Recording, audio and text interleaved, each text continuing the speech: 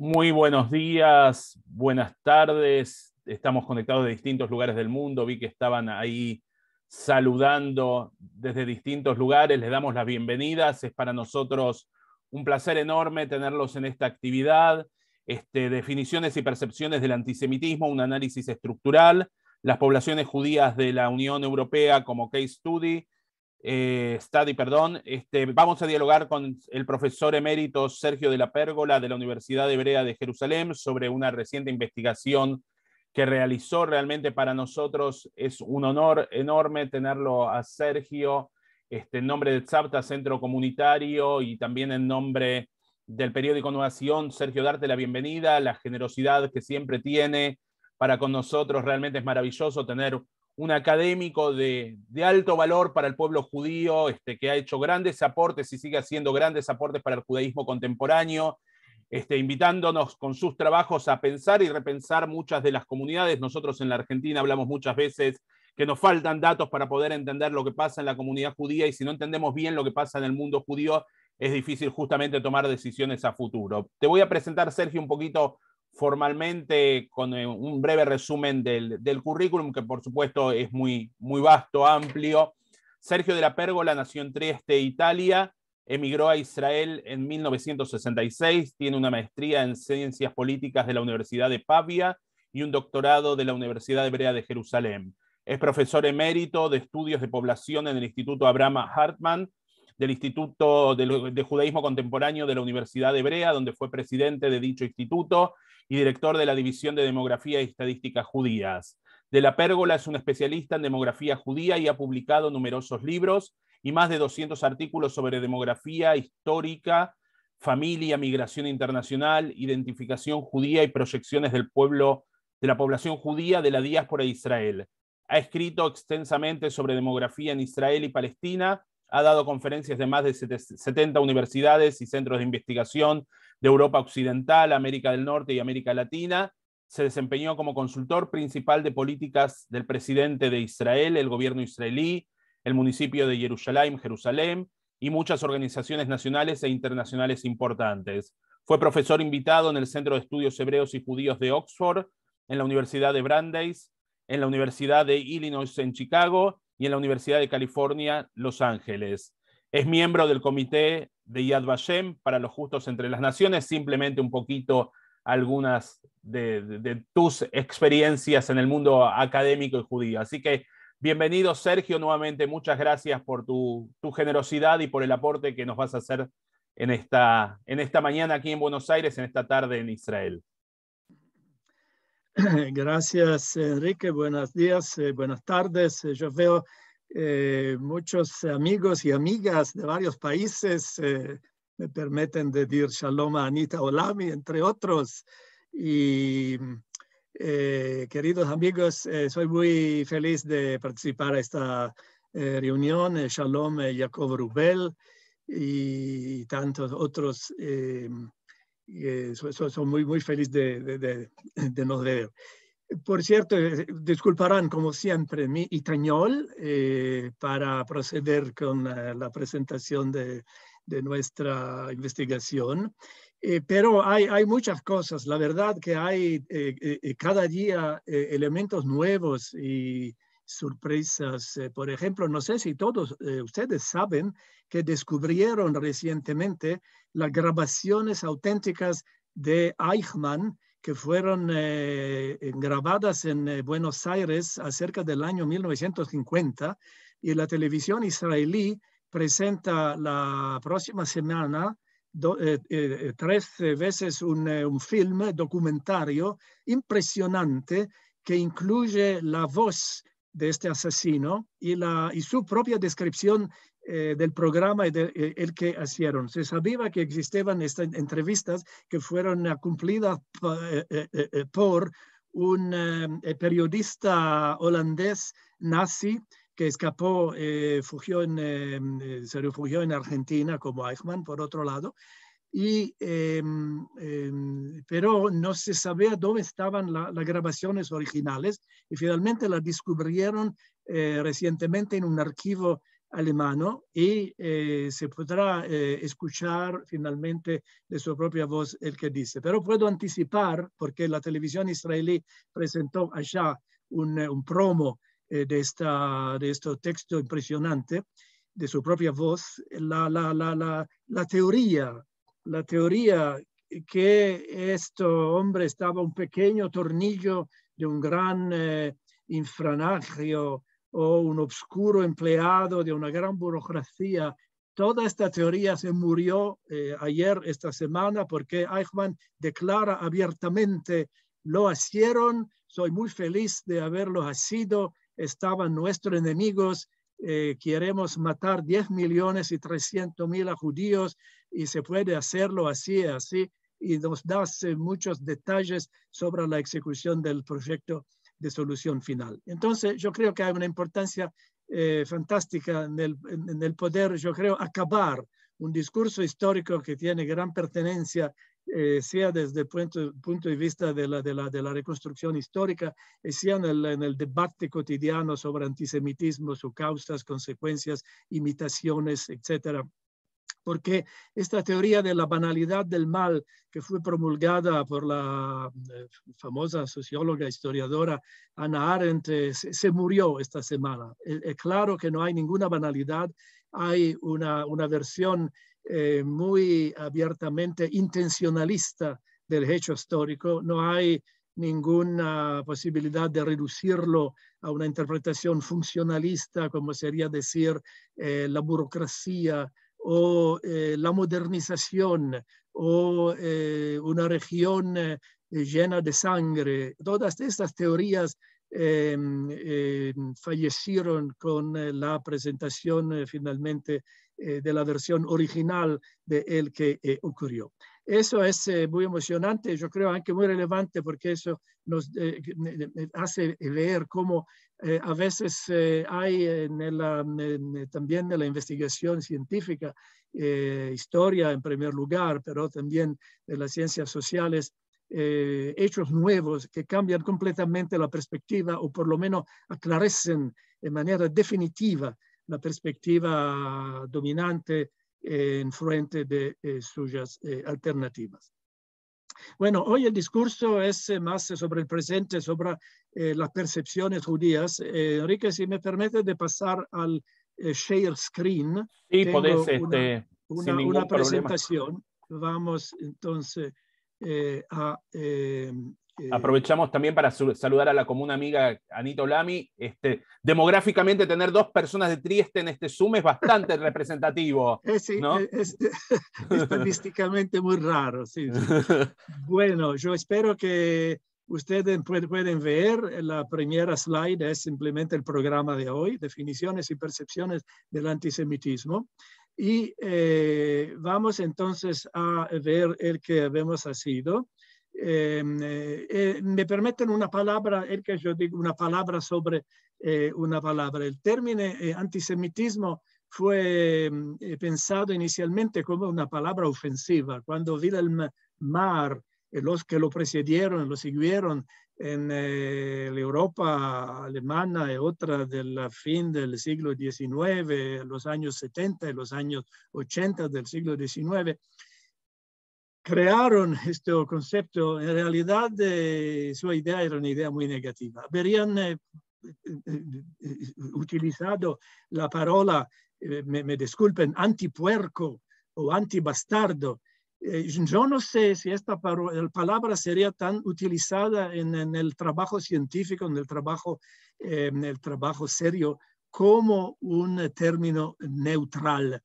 Hay un malentendido, un mal uso del antisemitismo, que son en realidad paralelos en mi manera de ver al uso persistente de la palabra raza en la literatura científica social, sobre todo en los Estados Unidos. Las razas no existen, pero claro que el racismo es un tema serio. Asimismo, el semitismo no existe, pero el antisemitismo es un problema serio. Pero el problema es que el antisemitismo tiene a ver con los judíos, no con otros. Hay semitas, pero cuando se habla de agresión contra los árabes, por ejemplo, se habla de islamofobia, y los judíos tienen también derecho a ser mencionados claramente y no ocultos latentemente y despojados codardamente. La palabra antisemitismo es una especie de camuflaje. No se da tampoco el derecho de ser insultados a los judíos. Entonces, mi manera de ver, usar un término descalificado para abordar un problema grave, en cierto sentido agrega una pizca de complicidad y perjudica a la sociedad civil. Yo creo que sería muy mejor hablar de judeofobia y poner antisemitismo en el archivo, porque eso sería más correcto. Bueno, todavía vamos hoy a hablar de antisemitismo, porque esta es la convención, claro que yo lo hace yo mismo. El antisemitismo puede tener varios objetivos y sabemos muy bien, yo mencioné el damnado Eichmann, la violencia física y el aniquilamiento del judío. Eso es un proceso que se aplicó en la historia varias veces con resultados trágicos. Aunque hoy no es eso el aspecto dominante del antisemitismo. Es verdad que gobiernos como el gobierno islámico del Irán o Hezbollah o Hamas hacen esfuerzos para crear violencia física y aniquilar los judíos, pero fundamentalmente eso no es el centro del discurso y tampoco la marginación y exclusión del judío de la vida civil, social, económica y cultural, que fue un proceso muy profundo del siglo XIX, pero también atrás también, y también del siglo XX hacia la Shoah, todo el que precedieron la Shoah y también después, pero también verdad que hoy en el ámbito de una democracia occidental típica, y hoy la más parte de la población judía mundial viven en democracias occidentales, el Estado de Israel, por cierto, pero también en países fundamentalmente democráticos con problemas y fallecimientos, pero también con por lo menos constituciones y derechos civiles iguales para todos. Entonces, es muy difícil hoy de marginar realmente, excluir el judío de la vida civil y social, por cierto, económica y cultural. Entonces, pero permanece, es un hecho interesante, pero no se habla de eso generalmente, es el empeoramiento de la calidad de la vida privada del judío a través de la creación de miedo, frustración y ansiedad. Eso es un aspecto muy importante, porque sobre esto, eso es el discurso comunitario. Estamos muy frustrados, tenemos miedo y ansiedad. Esto sí es un gran suceso que el antisemita puede acabar en el periodo contemporáneo.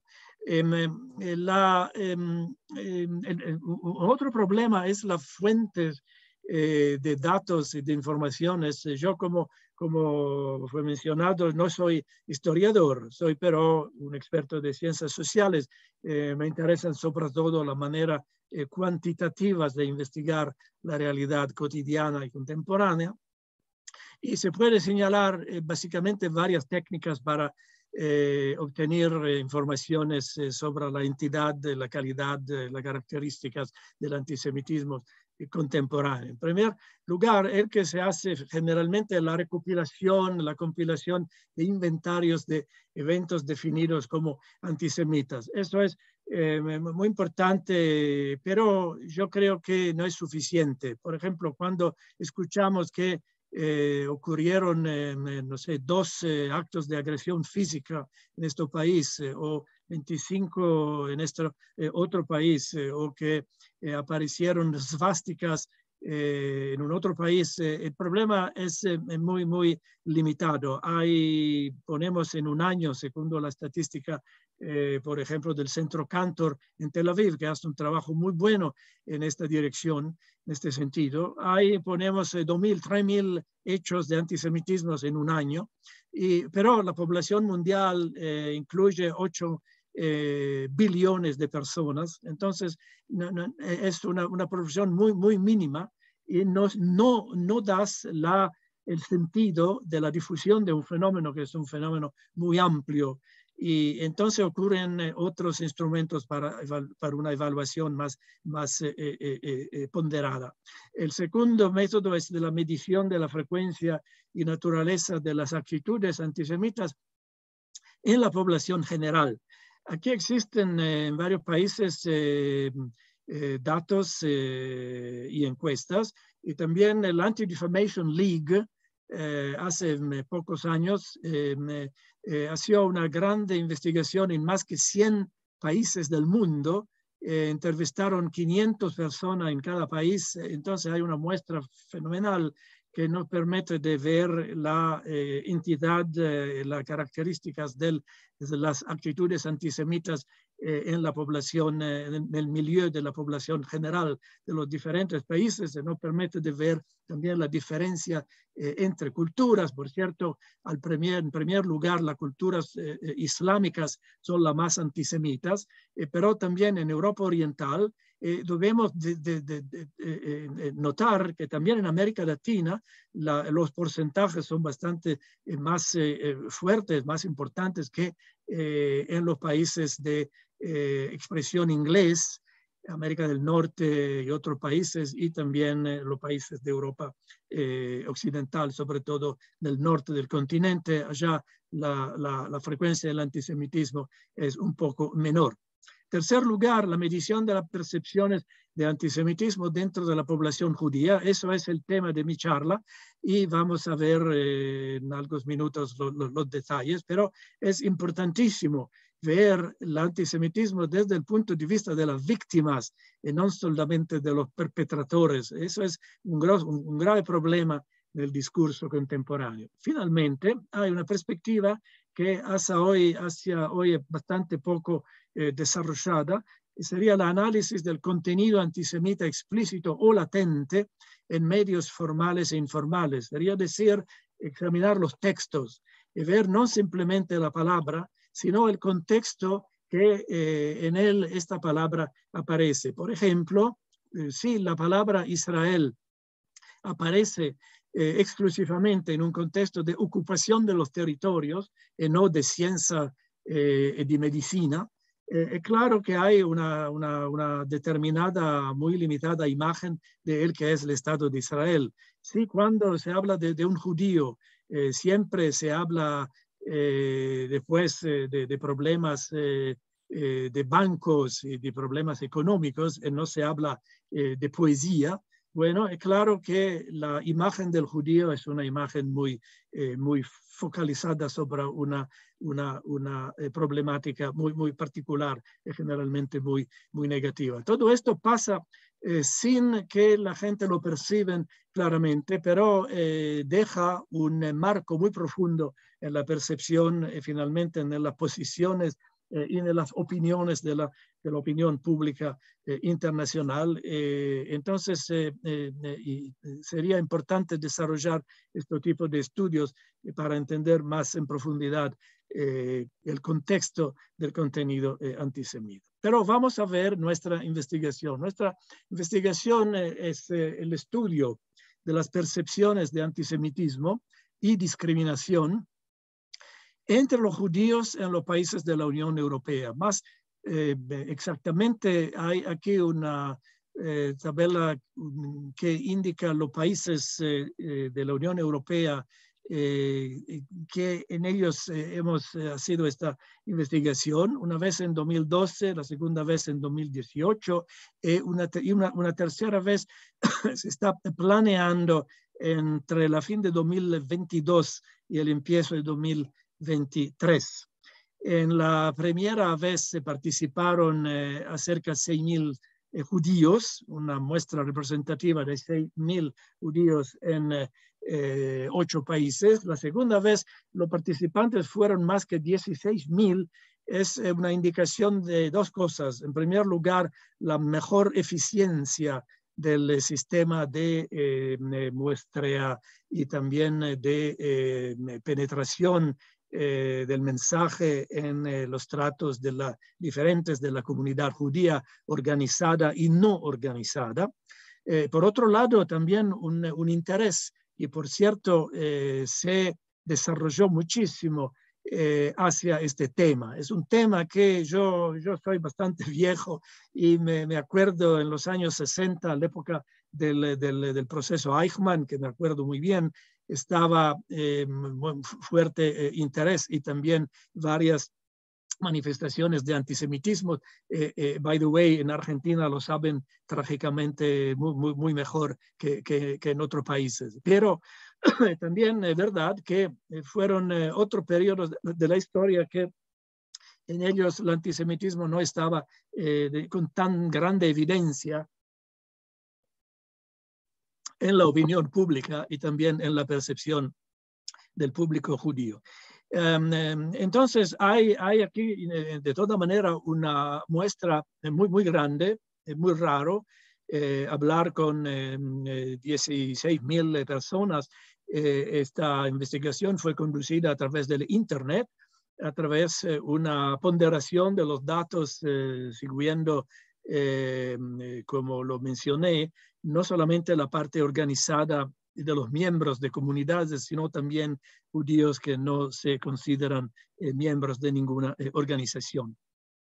Y vamos a ver algunos resultados para entrar, para empezar a ver varias formas de percepciones y también cómo se puede proceder con el procesamiento de los datos, porque hay también una pregunta, ¿qué hacer de este material? Y intuitivamente habemos aquí organizado la presentación en 3 grandes temas en relación a judíos, el que se puede llamar antisemitismo clásico, en relación al holocausto, el que se puede definir antisemitismo negacionista, y el que referencia al Estado de Israel. Vamos a ver después la relación entre estas diferentes componentes. En el caso de los judíos, hay aquí una otra observación muy fundamental, en el sentido que existen percepciones cognitivas, sería decir, opiniones de las personas sobre el contenido de una declaración, de una manifestación, y cómo serían percibidos intelectualmente por el público judío, y por otro lado, la experiencia efectiva de haber encontrado estas situaciones, estas declaraciones o encuentros con personas y con otras situaciones. Y entonces el cognitivo y el experiencial son 2 aspectos separados. Hay un tercero que pero no se investigó por mala suerte, sería el aspecto afectivo, emocional, que es también muy importante, pero necesita un cuestionario diferente que por falta, yo creo, de conciencia y de sensibilidad, la Unión Europea no lo actuó, esperablemente podrán hacerlo de la próxima vez. Entonces, por ejemplo, los que dicen no se considera que el judío que vive en un determinado país sea un ciudadano, un nacional de este país, el 94% de los judíos piensan que esta es una declaración antisemita, de mismo decir que los judíos tienen demasiado poder en varias áreas del país, la economía, la política, la comunicación. 92% piensan que sea antisemita. Los judíos son la causa ellos mismos del antisemitismo. Esa es, si se acuerdan, la declaración del ministro Lavrov, el ministro el canciller Lavrov, que el ministro que hace 2 semanas declaró exactamente esto en el contexto de la trágica invasión rusa en Ucrania. Y después el judío no es capaz de integrarse en un país, el interés del judío es diferente del interés del resto de la mayoría de la población. Los judíos tienen características físicas que se pueden reconocer. No quiere casarse con un judío, eso es el racismo clásico, y siempre nota cuando un judío llega en una reunión en un piso porque hay algo que es muy particular. Bueno, todas estas son las percepciones cognitivas, pero cuando vemos las percepciones experienciales, en la misma columna, la parte baja a la izquierda, vemos que las mismas preguntas sí tienen más o menos la misma graduación, pero los porcentajes son muy más bajos, son menores. Demasiado poder del judío, 43%, contra 92% a nivel cognitivo. Y hay aquí una atención que necesita poner por no hacer confusión entre estos diferentes indicadores, porque son dos situaciones que están relacionadas, como vamos a verlo, pero son todavía dos situaciones diferentes. Vemos lo mismo en el contexto de la Shoah. La Shoah fue instrumentalizada y exagerada, el victimismo de los judíos. Más que 90% lo consideran ofensivo desde un punto de vista cognitivo, pero solamente 35% lo oyeron efectivamente. Los judíos exploitan el holocausto un 92% y 20 o 30% de la otra manera de efectiva experiencia de haber escuchado esta afirmación. Y finalmente, al lado de Israel, el mundo sería un lugar mejor sin la existencia de Israel. 88% piensan que eso es antisemitismo. Pero solamente un 33% escucharon. Hay una otra muy frecuente afirmación: los israelíes, el comportamiento de los israelíes es como los nazis en frente de los palestinos. 85% creen que esto sea una definición antisemita. El 51% la escucharon realmente, que es el más fuerte de toda la parte baja de esta tabla. Y hay también una otra observación, yo creo, muy importante para acabar aquí, sería que desde un lado, los que soportan el boicot de Israel, el BDS, o de Israel o israelíes, 82% creen que eso sea antisemita, pero solamente el 33% creen que es antisemitismo criticar Israel. Eso es, yo creo, una distinción muy importante. Nos hace ver que el público es capaz de hacer importantes distinciones entre un tipo de crítica y otro tipo de crítica. Por ejemplo, si ponemos que la compañía El Al llegó atrasada en un vuelo hacia Tel Aviv, esa es una crítica a Israel, pero no es necesariamente antisemitismo. El judío europeo es capaz de entender que hay crítica legítima, pero hay una crítica de delegitimar el Estado judío. Esto no es legítimo, entonces eso es sí, antisemita. Vamos a volver sobre esto más después, y vamos pero a ver qué es la real contribución de esta investigación. Después que hemos observado las estadísticas de una manera descriptiva, sería decir, cada pregunta, la medida de su intensidad, hay una manera de hacer una correlación de todas las preguntas y crear un mapeo conceptual de las percepciones cognitivas y experienciales del antisemitismo, aquí modulados por países, en otras palabras, las diferencias entre los diferentes países, que más país con más incidencia o menor incidencias, nos ayudan a crear una correlación más representativa entre los varios temas y los varios conceptos de este mapa, que son lo mismo de la tabla precedente. Pero hay aquí una ventaja muy clara, porque esta es basada sobre la correlación mental que la persona entiende, sea racionalmente, sea intuitivamente, entre los diferentes conceptos. Los conceptos que están más relacionados aparecen aquí más cercanos, y los conceptos que son con menor relación los unos con los otros aparecen aquí como puntos más lejanos.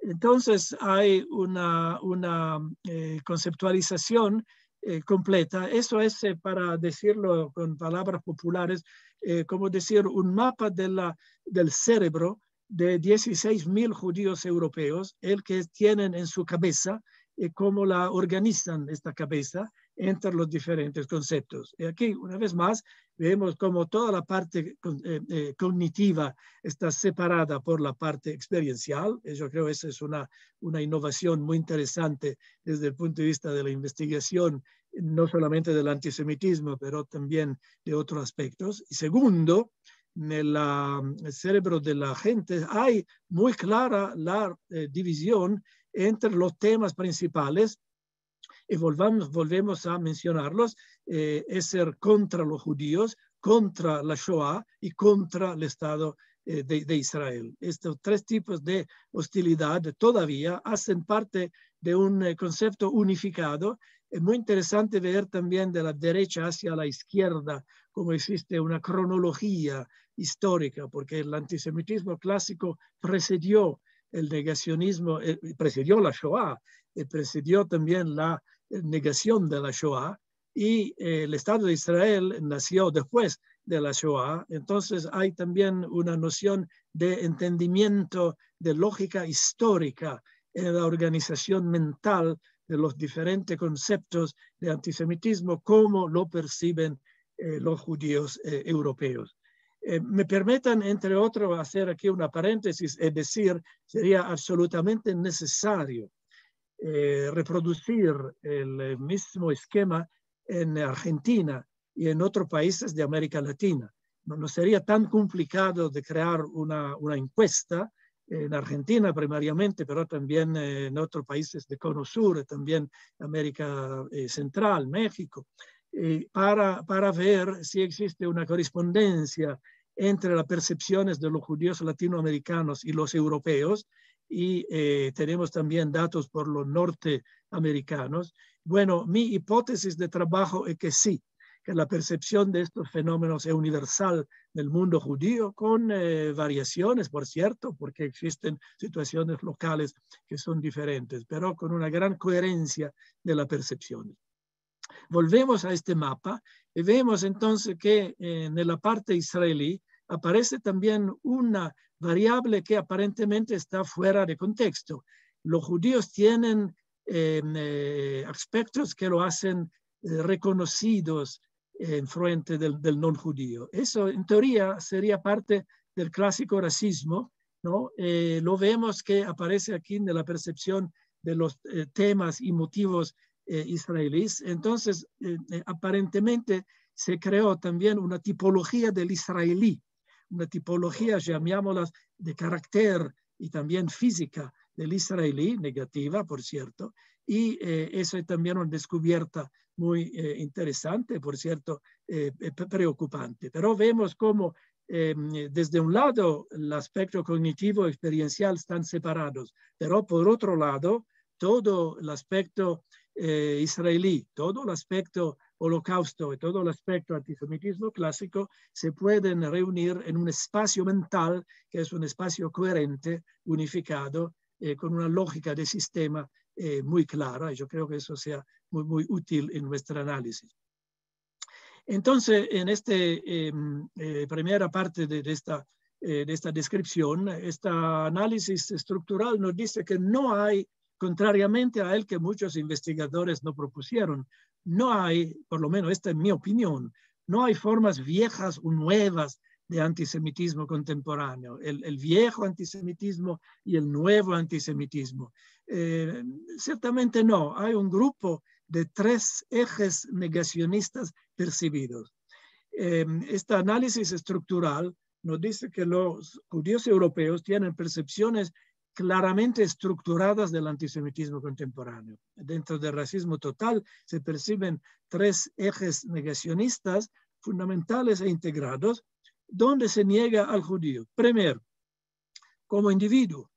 el derecho a disfrutar de la equidad, de igualdad civil, social, cultural, política, como cualquier otro individuo en la sociedad. Segundo, como víctima potencial y sobreviviente de exterminio planificado. Habíamos escuchado ayer a Eichmann con su propia palabra.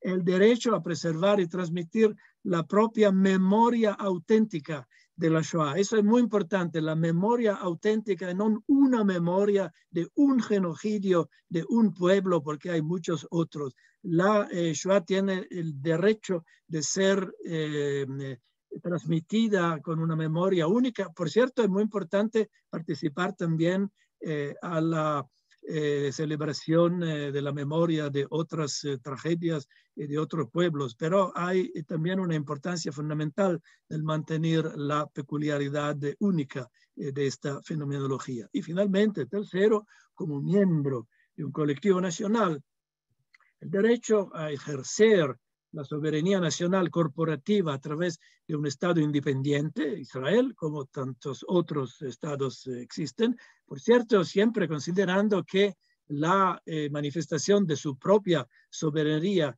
nacional no debe obstacular la soberanía nacional corporativa de otros. Eso es claro, que mi derecho no puede empezar el derecho de alguien. Y esa es una distinción muy, muy importante, por cierto, en el contexto político contemporáneo. Y vamos arriba al análisis más detallada de las percepciones judías de los canales de difusión del antisemitismo. Este mapa es basado sobre la técnica que yo mencioné antes, en una manera muy más simple, más simplificada y reducida. Yo creo puede ser más clara gráficamente. Y vamos a ver la correlación, entonces la distancia o la proximidad entre varios canales posibles de difusión del antisemitismo, según la percepción de los judíos europeos en 2018. Vemos, por ejemplo, a la derecha arriba en la calle o en el estadio sportivo. Veremos a la derecha líderes, la intención de líderes políticos, asambleas políticas. Vemos abajo la profanación de cementerios, graffiti en los muros. Vemos a la izquierda de este mapa academia, el antisemitismo a través de manifestaciones de cultura, a través de la media imprimida o electrónica, a través del boicot. Entonces hay varias maneras, pero hay también que ver cómo de la percepción de los judíos europeos, y yo creo también de judíos en otros continentes, hay cosas que están muy fuertemente relacionadas las unas con las otras y cosas que al contrario aparecen en lugares diferentes por personas diferentes. Por cierto, academia y el estadio no están en la misma cosa, y también el cementerio y un líder político no están exactamente en la misma cosa. Pero el que es importante realizar es al centro de todas las percepciones, sería decir, en una posición muy central que puede servir como soporte a todos los otros canales, aparece el web, el Internet. En otras palabras, el Internet es el vector a través del cual todas las posibles manifestaciones de antisemitismo pueden pasar de un tipo de otro, a nivel muy alto, muy bajo. Es muy inquietante ver la fuerza y también la dominancia del web, del Internet en este sentido, aunque también es importante no olvidar que el web puede ser también un instrumento de propagación de cultura real y de elementos muy positivos en el desarrollo de la cultura y de la sociedad contemporánea.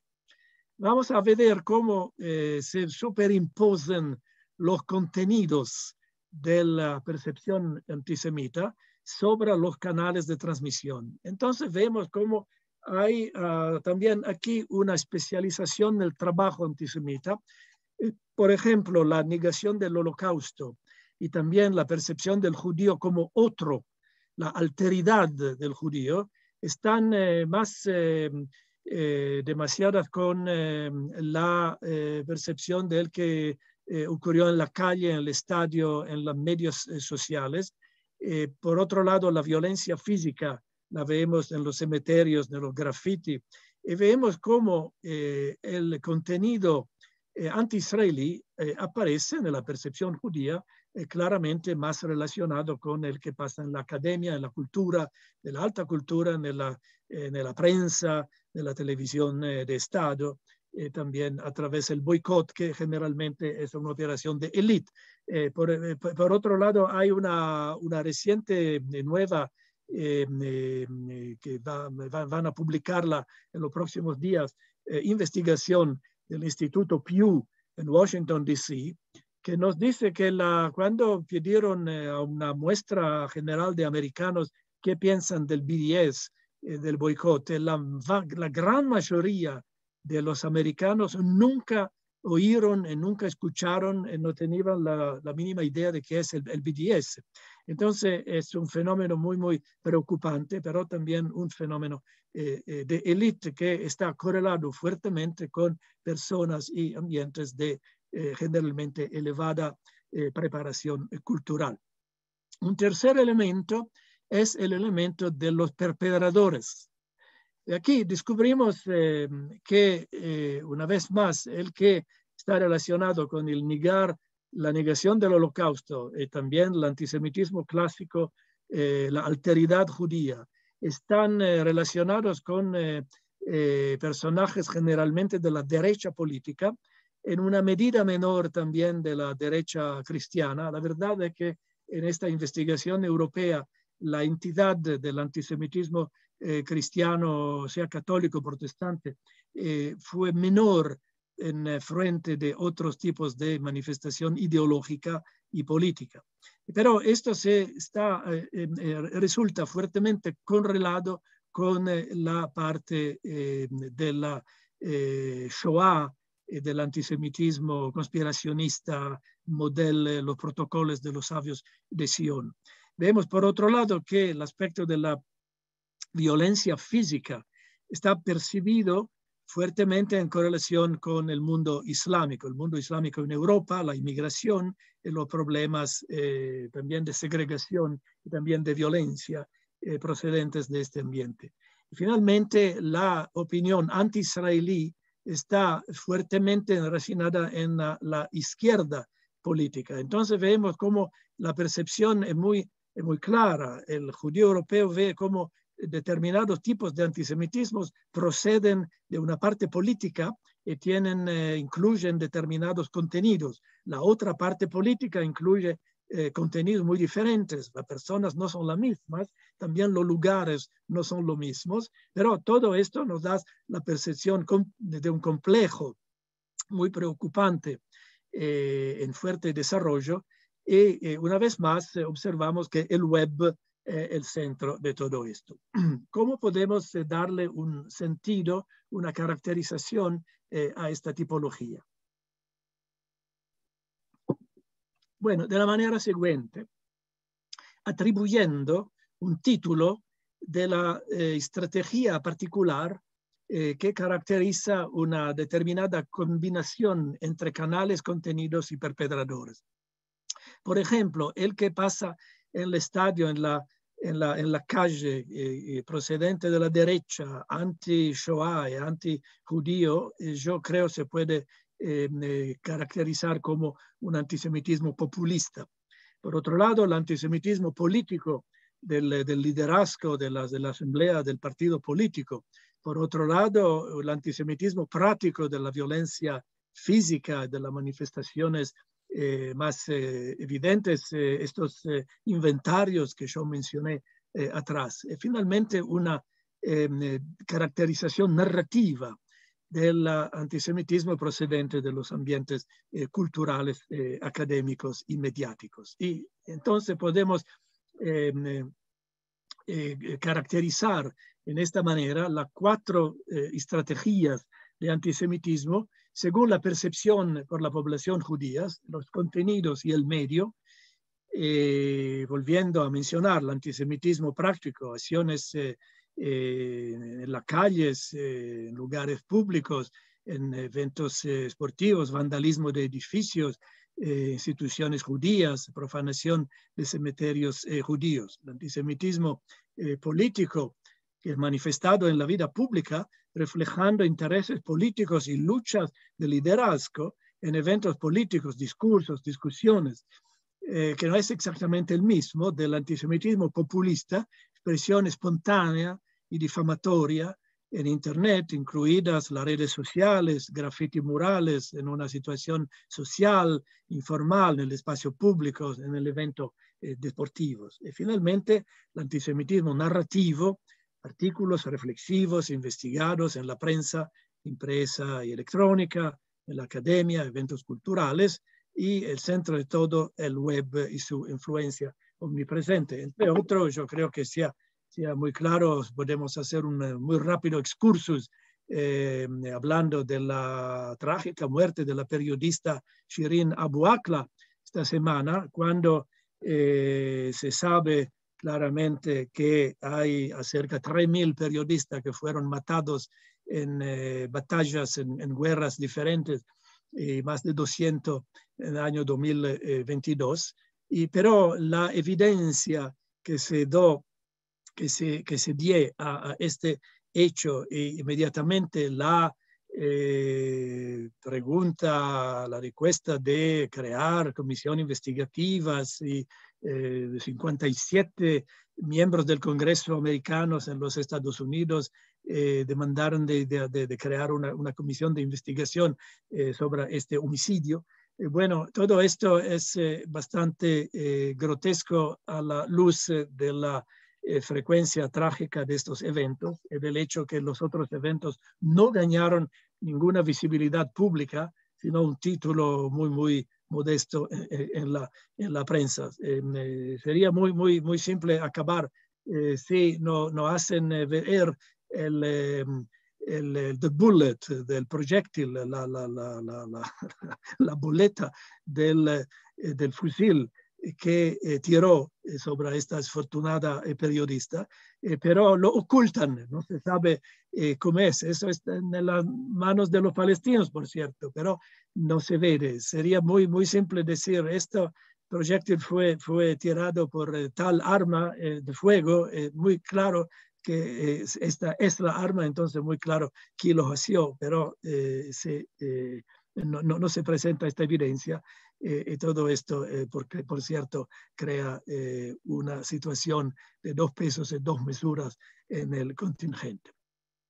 Yo quiero hacer una otra consideración sobre la reciente discusiones sobre los contenidos del antisemitismo, porque se habló mucho de esto, sobre todo la AIRA, la International Holocaust Remembrance Alliance, hacía un trabajo muy bueno de pionero en crear una primera definición de antisemitismo que sería adoptada por muchos gobiernos de muchos países, más que 30 en este momento.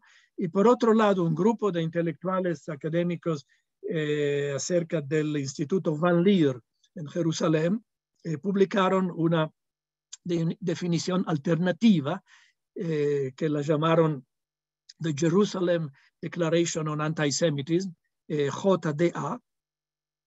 Estos son dos tipos de declaraciones de dos grupos de élite, de expertos, que nos explican qué sería el antisemitismo. En frente de esto existen las mayores investigaciones que yo ya mencioné, el ADL, la Anti-Defamation League americana, que operó sobre una definición sobre todo cognitiva a través de la población total de más que 100 países. La AIRA y la JDA caracterizaron el antisemitismo a través de elementos de comportamiento y de experiencia.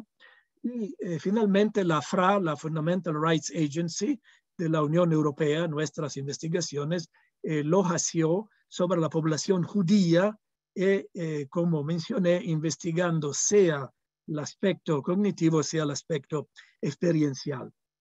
Entonces, hay diferentes tipologías, las preguntas estaban diferentes, pero se puede organizarlas acerca de los tres temas principales: los judíos, la Shoah y Israel.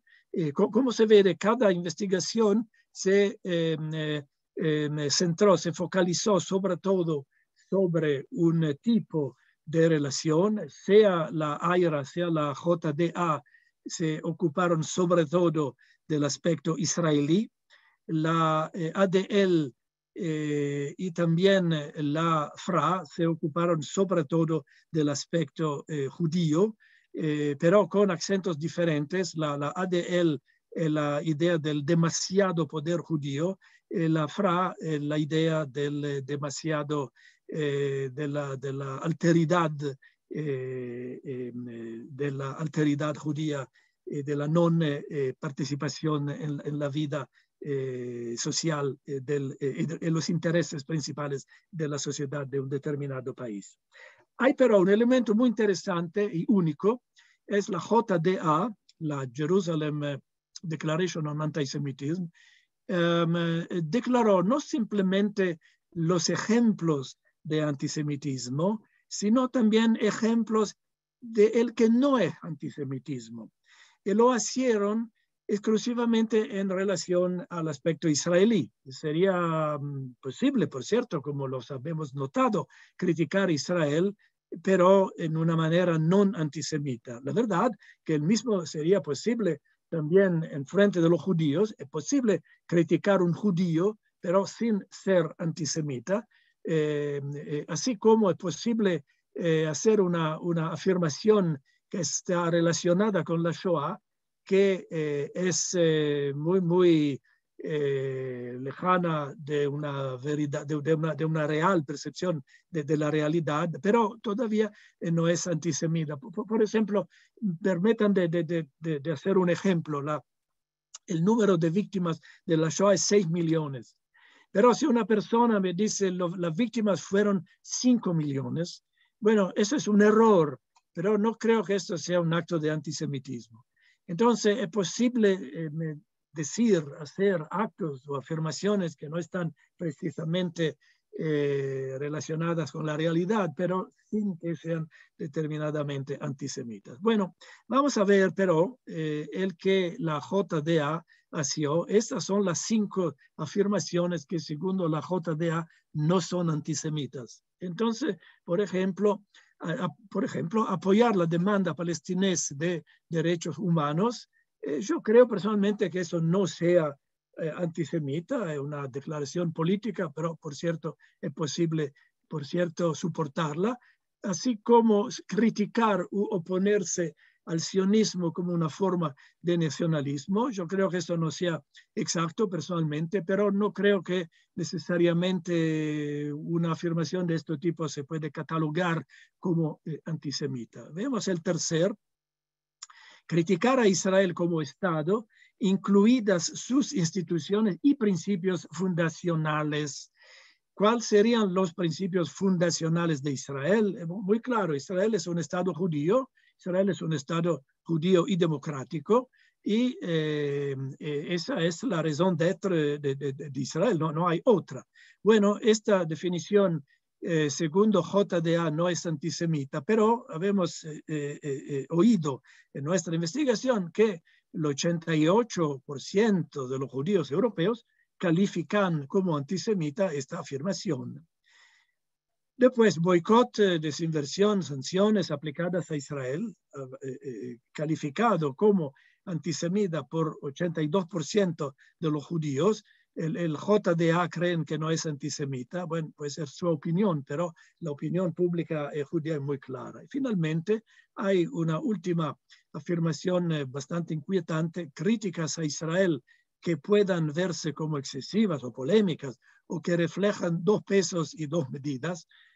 Bueno, por mala suerte no tengo datos estadísticos, pero yo creo que 2 pesos y 2 medidas, y 2 pesos y 2 medidas es francamente repugnante. Entonces, estamos a varias pocas observaciones finales. Yo creo que, contrariamente al enfoque prevalente en el discurso reciente sobre antisemitismo y sus definiciones, yo sugiero que es sobre todo un ejercicio deductivo, sería decir, determinan a priori los perfiles, las características y los contenidos del antisemitismo y después lo incluyen en una definición comprensiva del antisemitismo. Yo creo que el enfoque debería ser inductivo, invirtiendo el análisis del antisemitismo de abajo hacia arriba. De hecho, la realidad es que la voz y la perspectiva del objeto y de las víctimas de tal hostilidad ha sido minimizada o incluso ignorada. Esa voz, en cambio, debe escucharse, en primer lugar, antes de cualquier elaboración teórica más amplia y definición. Entonces, hay un error fundamental metodológico en estas definiciones y yo creo que nuestra estrategia es mejor. Lo que sigue siendo fundamental, pero no ha recibido suficiente atención en el debate, son las diferentes estrategias de ofensa, las estrategias de ofensa antisemita, tal como la percibe el público ofendido, reflejando la superposición de contenidos, los canales de difusión, los perpetradores, la tipología cuádrupla que he sugerido, de antisemitismo práctico, político, populista y narrativo, puede ser un punto de partida útil en el continuo esfuerzo de definición. Y esta sería básicamente mi conclusión y espero, como lo mencioné, que un trabajo paralelo, en primer lugar, será actualizado los próximos meses, porque eso es un proceso en continua difusión. Yo mencionaré finalmente que el 75 a 80% de los judíos europeos perciben el antisemitismo, que el antisemitismo en Europa está creciendo en sus países. El mismo estaba, el resultado mismo se encontró en 2012. Entonces está un crecimiento sobre un crecimiento precedente. Es un proceso en continua evolución, en continuo desarrollo. Entonces, muy importante determinar la documentación de la situación al estado actual 4 o 5 años después. Pero yo creo y yo espero que esta proposición pueda ser recogida, que en América Latina nos falta un instrumento paralelo para crear una buena impresión de las diferentes situaciones regionales del público judío, de la diáspora judía, que por cierto, en mi manera de ver, tiene muchísimas cosas paralelas en un sentido de muchos procesos políticos, económicos y culturales que son básicamente muy similares, pero todavía existen, por cierto, influencias nacionales y regionales muy importantes de lengua, de cultura, de historia, de tradición. Por cierto, sería, yo creo, muy importante incluir las principales comunidades latinoamericanas en este plan de entender qué pasa hoy en frente del pueblo judío en una situación muy inquietante de política internacional que todos ustedes conocen muy bien. Y con esto, gracias por el momento. Soy seguro que hay muchas preguntas. Así es, Sergio. Bueno, muchísimas gracias. Cuando hablamos el año pasado sobre población judía, decías que cada vez que hablamos con vos hay menos judíos, ¿no? A lo mejor ahora hay menos antisemitas, lo cual es bueno. Vamos a hablar de antisemitismo entonces más seguido, ¿no?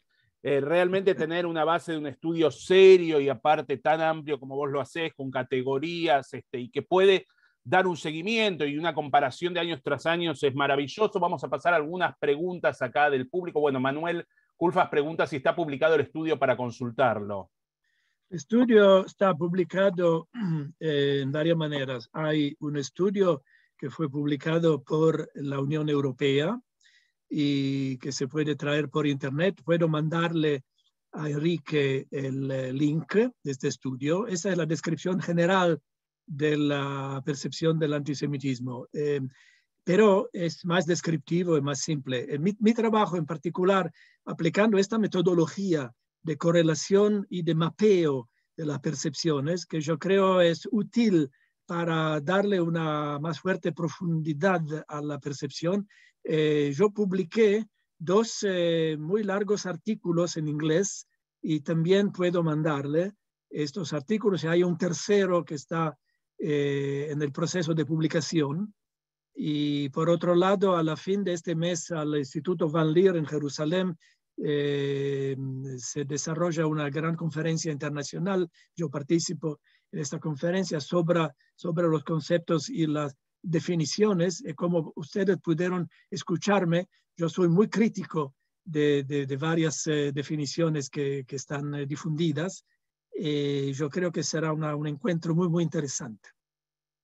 Todavía todo esto lo mando a Enrique. Enrique puede distribuir estos trabajos entre todos. Perfecto, yo voy a dejar el mail de Tzavta, aquel que esté interesado, con gusto se lo vamos a remitir. Marcelo Goldstein dice, he leído que en Estados Unidos en el 2019 hubo más de 2.000 ataques antisemitas, si esto es correcto. Es probable, es muy preocupante, pero los 2.000 ataques, en mi manera de ver, son nada en frente del editorial del New York Times de ayer, que habla de asesinio de la periodista, sin tener las pruebas, porque puede ser un trágico accidente, y por cierto, sí se puede demostrar que fue un israelí que disparó. El israelí necesita subir una sanción, no hay duda. Pero antes de decir que en el editorial del New York Times que los israelíes asesinaron en propósito, conscientemente, la periodista, necesita una reflexión. El New York Times tiene una difusión mucho más amplia que 2.000 copias.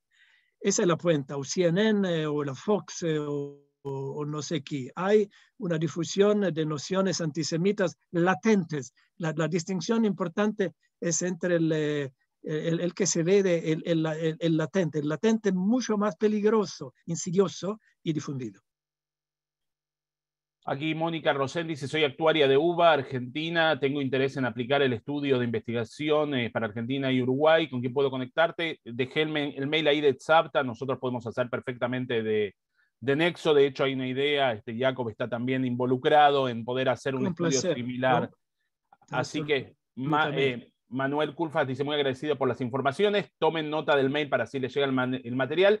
Felipe Friedman dice, antes la derecha era antisemita, ahora la izquierda compite con la derecha, en especial por el tema Palestina. Si podrías explayarte un poquito en el tema. No, hay una, como dice en inglés, the division of labor.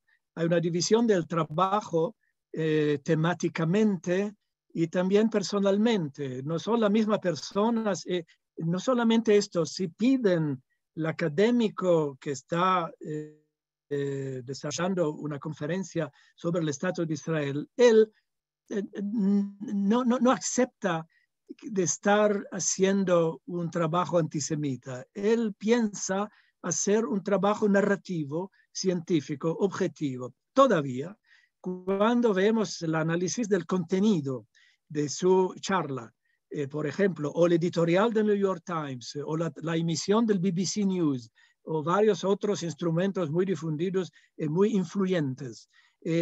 Comparamos todo esto con la percepción del público judío en frente de estas expresiones, vemos que la percepción es exactamente, no es idéntica, no es la misma, pero la emoción percibida por el judío y su conclusión intelectual es que esto es un acto de antisemitismo y esto también es un acto de antisemitismo. Como yo lo he precisado, siguiendo 3 ejes fundamentales de contenidos que es imposible separarlos. No es posible separar la percepción de la Shoah desde la percepción de Israel y la percepción del pueblo judío. Sobre esto existen otros trabajos recientes que también soy muy feliz de compartirlos con vosotros.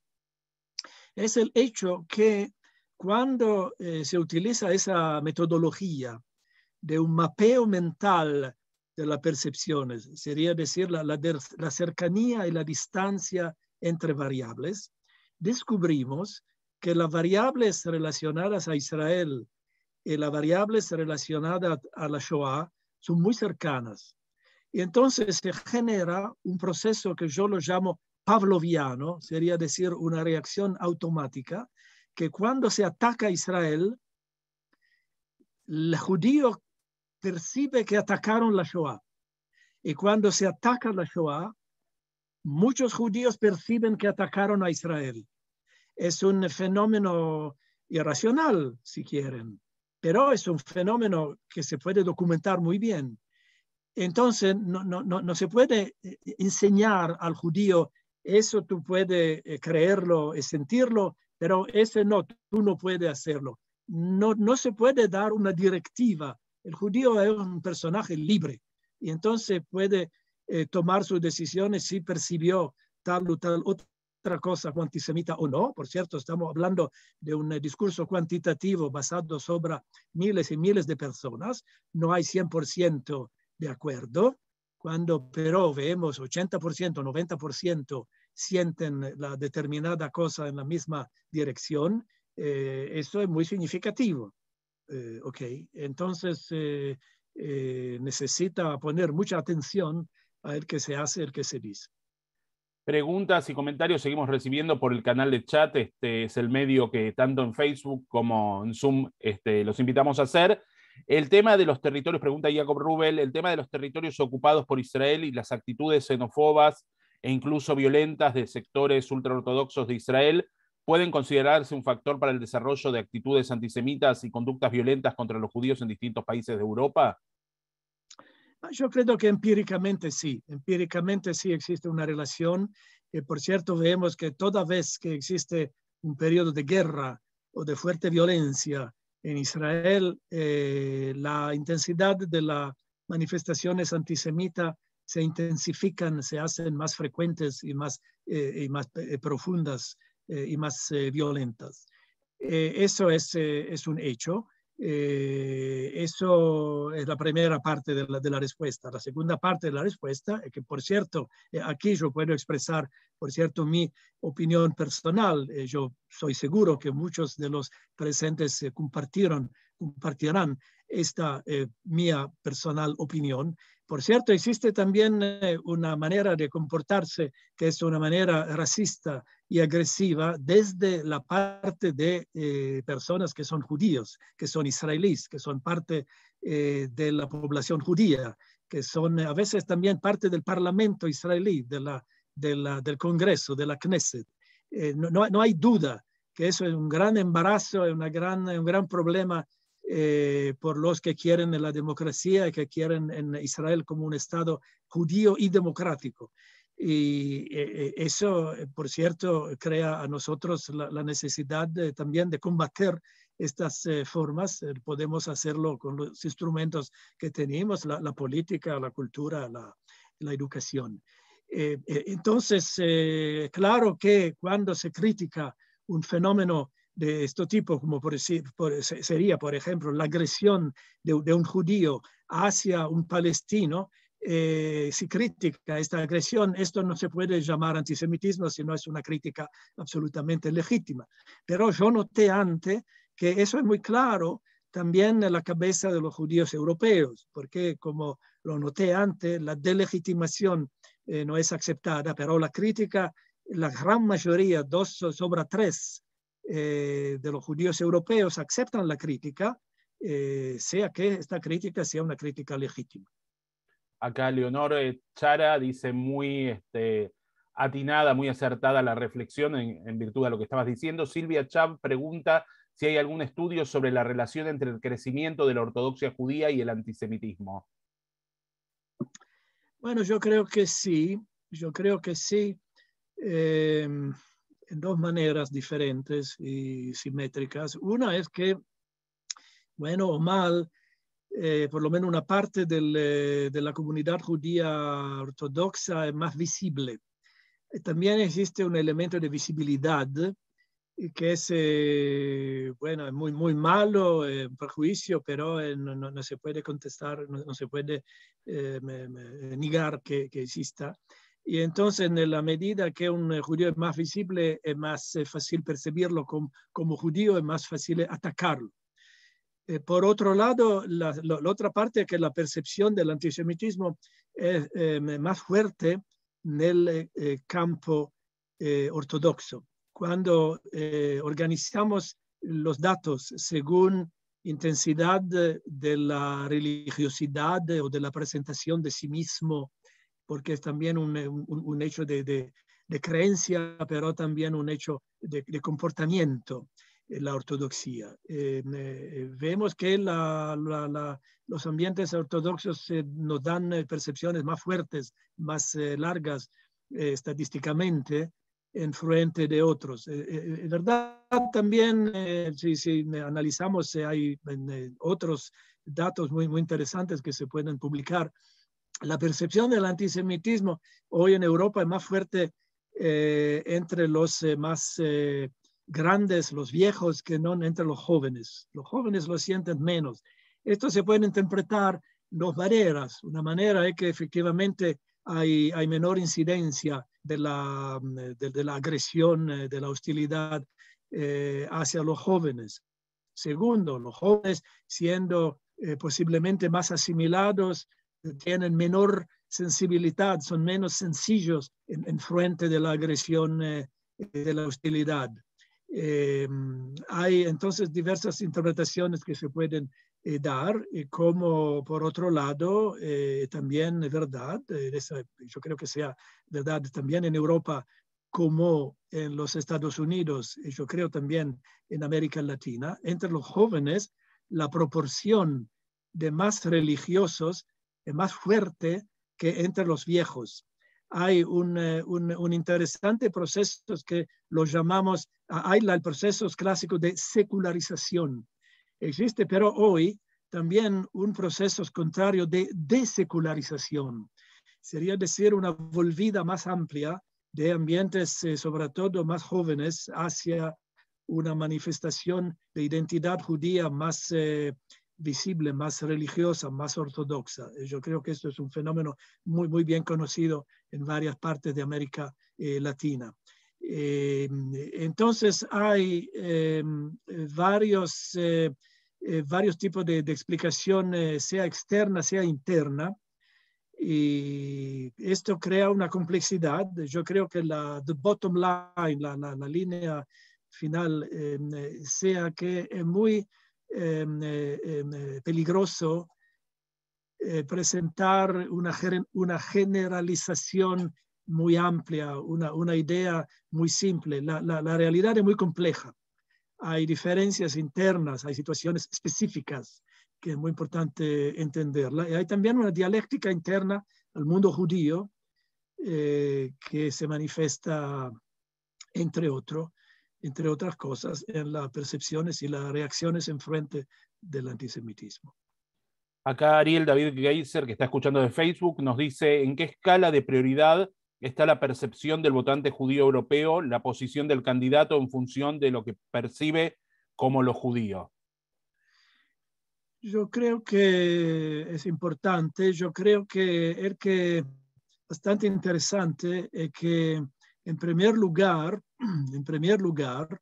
yo creo que esto necesita subrayarlo, el elector judío se interesa de la posición del candidato hacia el Estado de Israel, más que en frente de su posición en frente del judío.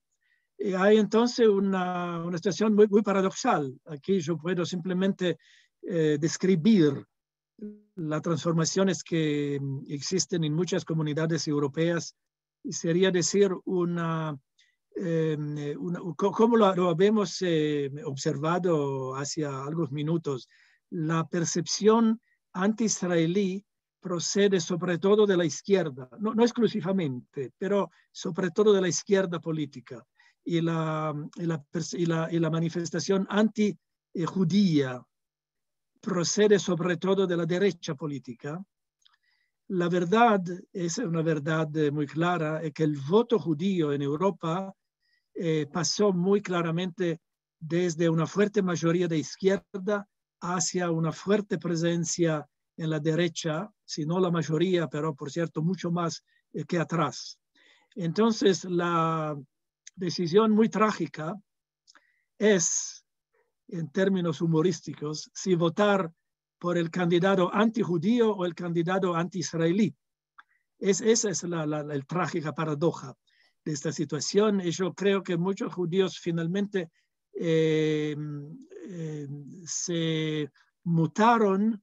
Si se comparan datos de los años 50, 60 y hoy, el voto judío es muy, muy diferente. Por ejemplo, en el voto hacia las elecciones presidenciales en Francia, reciente, muchos judíos, por cierto, votaron por la candidata Le Pen, aunque la verdad necesita siempre ver la verdad en sus diferentes opciones. En Israel también votaron los ciudadanos franceses. Como lo saben, varios países permiten a sus ciudadanos que viven al extranjero de votar en las elecciones nacionales. Eso es el caso de la Francia, Italia, Estados Unidos. No sé si eso es verdad por los argentinos al extranjero. No lo sé. No es verdad. Ok. Pero la Francia sí. Pero la verdad que en Israel finalmente el candidato Macron ganó, yo creo, 80% del voto de los franceses judíos en Israel. Eso es un poco el contrario del que yo mencioné antes. Pero todavía es claro que en Francia, los que viven en Francia votaron en una determinada medida, en determinadas ciudades, por la derecha. Lo que nos puede parecer como una paradoja un poco explicable. Vamos a seguir con las últimas dos preguntas o comentarios. Bueno, Ari Plonsky desde Israel, entiendo seguramente. Gracias por la excelente sijá, por la excelente charla. Parece natural que el énfasis en la Anti-Defamation League sea sobre el poder judío y de la FRA sea sobre Jewish Forensic por las características de las sociedades de Estados Unidos, melting pot, y la europea, la nacionalidad. Hablaré, dice en segundo punto, con el Centro de Estudios Judíos de la Universidad de San Pablo para posible replicación del importante estudio. Con gran placer, sería una buena iniciativa. Conozco muy bien, por cierto, el centro de la USPI y también otros centros académicos en América Latina. Si posible, soy más que feliz de colaborar a distancia a estos proyectos, pero no sé si hay una teoría organizada. Cuando las diferentes organizaciones preparan cuestionarios de encuesta, hay generalmente un grupito de expertos que se reúnen y se crean una serie de contenidos para definir el fenómeno. Y yo creo que un problema es que faltó a veces una reflexión más aprofundizada. Hay también cosas que se olvidan. Por ejemplo, hay un aspecto muy interesante del antisemitismo que se olvidó completamente, que hace 40, 50 años, si no 200 o 500 años atrás, era la componente fundamental. Y es la componente católica del deicidio del pueblo deicida. Esta pregunta sería interesante ver cuánta gente piensa en Europa, en América Latina, por cierto, en estos términos, pero no la preguntaron en ninguna de las grandes investigaciones de estos últimos años. Y yo creo simplemente porque no pensaron que estaba relevante o simplemente no pensaron. Y yo creo que entonces el esfuerzo de investigación se acumula creando una mejor visión de los contenidos, entonces de la manera de continuar esta investigación. Sergio, vamos al último comentario pregunta. Antes voy a leer. Breña dice: gracias por su excelente exposición, muchas gracias. Roberto Faur dice que un artículo del diario El País de España afirma que los soldados de la Fuerza de Defensa de Israel estaban mucho más cerca de la periodista fallecida por el disparo que los francotiradores palestinos. afirma que existen grabaciones del video al respecto. De cualquier modo, lo que afirma el profesor sobre la marca de la bala que la mató serviría para dilucidar la verdad. Por supuesto. Por supuesto. Es así. Así que bueno, no habiendo más preguntas y comentarios, Sergio, muchísimas gracias como siempre por tomarte el tiempo de acompañarnos, de estar con nosotros. Voy a pasar siempre a la vista de galería porque cuando es virtual no se ve a toda la gente que está participante, para darte un fuerte aplauso de agradecimiento en nombre de Tzavta, del periódico Innovación. Muchísimas gracias por estar y aprovechar para agradecer también el apoyo de Leonardo Segman a través del Centro de Estudios, vamos a leer bien el nombre como corresponde, el Centro Internacional para la Enseñanza Académica de la Cultura Judía de la Universidad Hebrea de Jerusalén, que siempre nos está apoyando. Así que bueno, Sergio, te convocamos en otra oportunidad. Ahora lo que vamos a pedir es que el material que tengas para pasarnos nos lo pases. Yo pasé ahí el mail, que es tzavta.juntos@gmail.com, para quienes quieran obtener el material. La grabación de esta actividad también va a quedar colgada en el canal de YouTube y el canal de Facebook de Tzavta y de Innovación, así que pueden recomendar la actividad a aquellos que no pudieron estar y volverla a ver quienes quieran. Así que bueno, Sergio, Shavua Tov, buena semana en Israel. Tov. Gracias a todos. Gracias para vos y un aplauso por tu participación. Muchísimas gracias, como siempre, por la generosidad y todo el contenido que nos compartiste. Un abrazo grande y te esperamos en Buenos Aires pronto. Bezrat Hashem.